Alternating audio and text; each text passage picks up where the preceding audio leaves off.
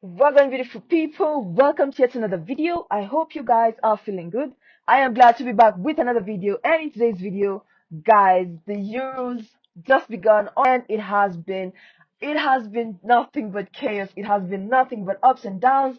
And I have been loving every single minute of it. I mean, I have watched all the games that I could, and that is, I think, 4 out of 6. I think I've done okay, considering the fact that last year I wasn't very participating in the competition. So I'd give myself a kudos. So in terms of the Euros, what's going on? What's happening? What's going on in Chelsea? I told you guys in my last video the transfer window is open. If you've not checked out that video, please make sure you do. I'll make sure I link it in the description box down below. And if you're new while you're at it, please make sure you like this video. Share it with your family and friends. Don't forget to subscribe and turn on the post notification bell. You'll be notified every time I upload a video. Let's jump right into it.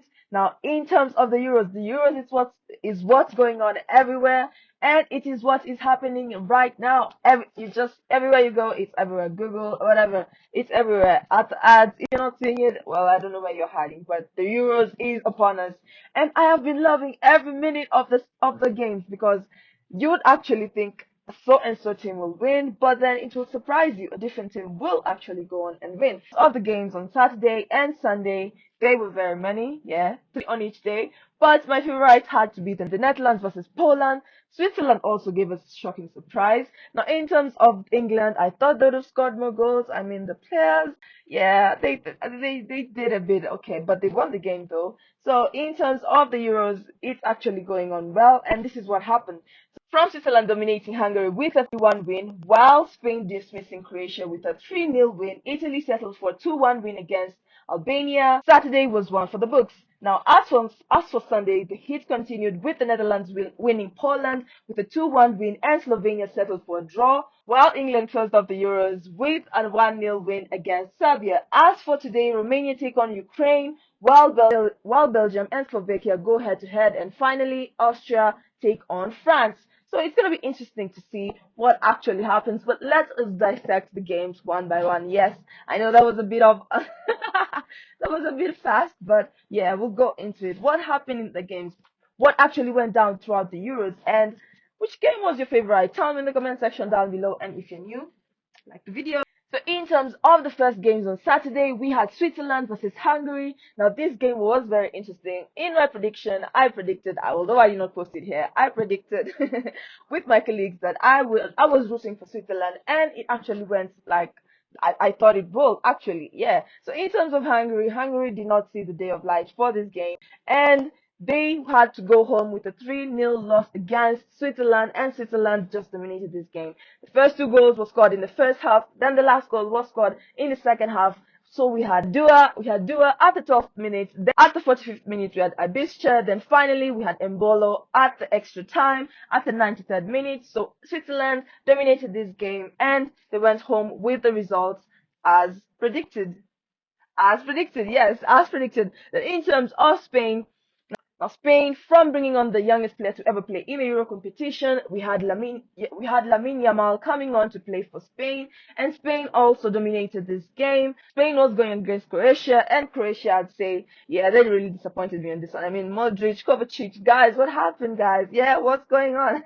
But in terms of Spain, and in this game, they actually showed up. So in terms of Spain versus Croatia, we had Morata scoring at the 29th minute, Ruiz scoring at the 32nd minute, then Carvajal scored at the 47th minute. So basically, I'd say the game was finished towards the first half. And in terms of Spain, yes, they dominated this game, bringing on the youngest player to ever play in the Euros. Yeah, it was one to watch. I did not watch it, but I did watch the I did watch the Switzerland versus Hungary game, and Switzerland actually did play well. Yeah, I was actually a bit proud of them. So in terms of the next game, we had Italy versus Albania. Now Italy versus Albania, Italy decided to go with the 4-3-3 formation, while Albania decided to go with the 4-2-3-1 formation. Now in terms of the goals, Italy decided to dominate this game, but not completely. Italy gave Albania a chance by allowing them to score one goal, so it was a 2-1 win for Italy. But then again, yeah, it was just an okay game. So in terms of the first minute, we had Albania scoring their first and only goal by Bajrami. Bajrami scored the goal at the first minute. Then At the 11th minute, Italy decided, you know what, enough is enough, and we have to equalize. So we had Bastoni scoring at the 11th minute, then we had Barella scoring at the 16th minute. So a distance of I think about 5 minutes was the goal difference between the two goals of Italy, the two winning goals that will cost them two gain points over Albania, 2 gain points over Albania. So congratulations to Italy. Yeah, they really tried. They gave their best. But yeah, was I rooting for Italy? I don't know. I did not pick a team to root for this game, in this game specifically, for Italy versus Albania. But in terms of the next game, now this one I was very cautious about.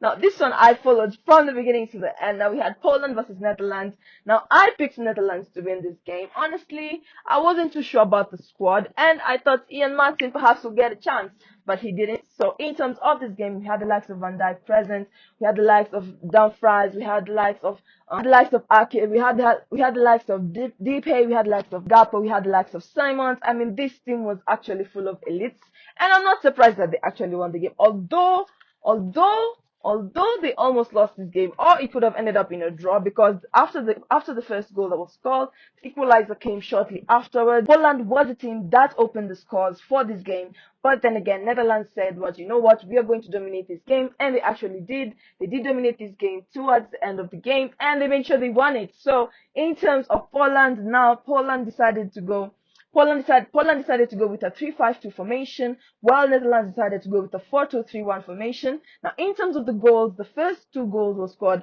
by each team, so it was an equalizer. It was a draw by halftime. So, in terms of the first goal, as I said, Poland opened the scores by, now this was Bookshare. Bookshare at the 16th minute gave them their first goal. Then at the 29th minute, we had Gakpo, he scored his goal. And then finally, at the 83rd minute, we had Weghorst securing Netherlands their first win of the title, of the competition. And yeah, it was one to watch. I mean, of course, there was a moment there when the game was equalized, whereby you'd see there was a bit of anger. Van Dijk was so angry. Why are you angry? Van Dijk was a bit angry, but I was like, yeah, it's part of the game, it's part of the passion, it's part of playing it. And Netherlands ended up winning the game. But yeah, I was rooting for Netherlands anyway at the end of the day. Poland, who are you rooting for in terms of the games that I've just mentioned? In terms of the last two games, we have Slovenia versus Denmark, where we had a draw. This was the first draw of the competition. Now we had Eriksson scoring, of course, Eriksson. It was great to have him back. And 4 years ago, Eriksson had the cardiac arrest while he was on the pitch, and it was great for him to score, to open the scores for this game. Although it ended up in a draw, it was a very good game to watch. It was an okay game, but yeah, this was the first draw of the competition. So we had Eriksson scoring at the 17th minute. Then we had Janza scoring at the 77th minute.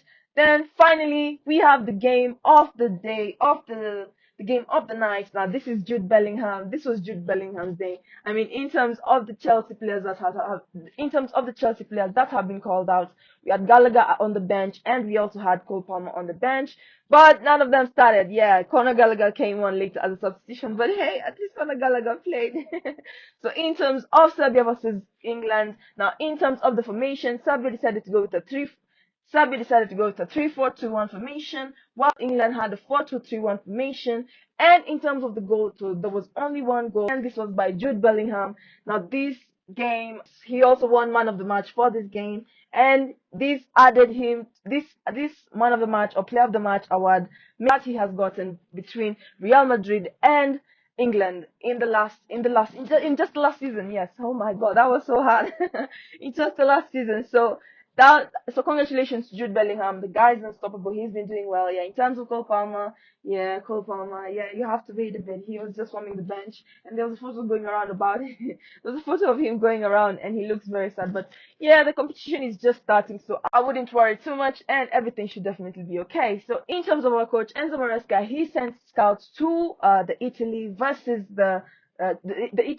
Albania match, and he was watching his primary defensive targets. He's a huge fan of the Italian and Bologna centre back Riccardo Calafiori, and also actually impressed with what they saw. And of course, we know Italy won Albania with a 2-1 win. So Do you think we're going to be signing the centre back? Of course, we have let go Thiago Silva, and perhaps we'll be looking to replace them. We're looking for Chelsea is looking for a young squad. Is looking for a team of young players, and at the moment, yeah, this is what's going on. In terms of today's games, we have Romania versus Ukraine, then we have Belgium versus Slovakia, and finally we have it. No, and finally we have Austria versus France. So those should be interesting. So those games should be interesting, and I cannot wait to see how the game goes. The Euros are definitely very on fire, and I am enjoying every second of it. Oh, I am enjoying every second of it. If only I was there in person, yeah, the action would have been better. But it is what it is. We enjoy it while we can, wherever we are. And if you're new and you enjoy the content, please make sure you like the video, share it to family and friends. Don't forget to subscribe and turn on the post notification bell. You'll be notified every time I upload a video. If you're new once again, please like, share, subscribe. Bye guys.